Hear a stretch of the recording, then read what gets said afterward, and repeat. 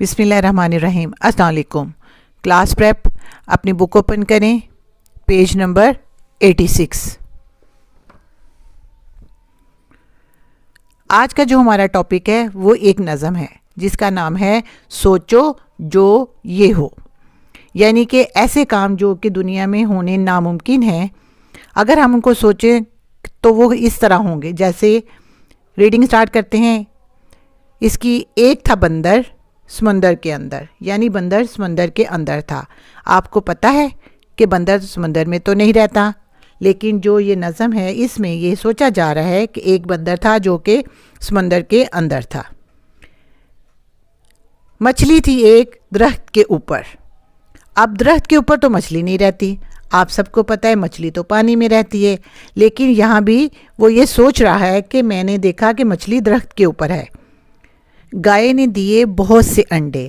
اب یہ بھی آپ کو پتہ ہے گائے تو دودھ دیتی ہے، انڈے نہیں دیتی، انڈے تو مرغی دیتی ہے۔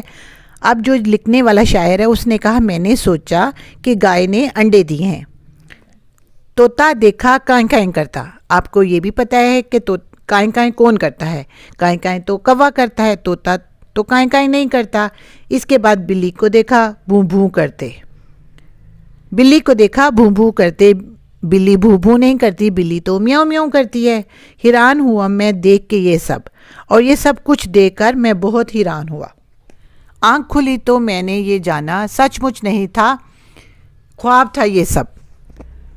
شاعر یہ بتا رہا ہے کہ میں ان سب کو دیکھ کر بہت زیادہ حیران ہوا، لیکن جب میں نے یہ سوچا میری آنکھ کھلی تو یہ سب ایک خواب تھا کہ میں ایک خواب دیکھ رہا تھا۔ ایسا تو دنیا میں ہونا ممکن ہی نہیں ہے۔ اللہ تعالیٰ نے جس کو جیسے پیدا کیا ہے، جہاں پیدا کیا ہے، اس نے وہیں پہ رہنا ہے۔ امید ہے آپ کو سمجھ آ گئی ہوگی۔ اب آپ نے اس کو اچھے سے پڑھنا اور یاد کرنا ہے۔ اوکے، اللہ حافظ۔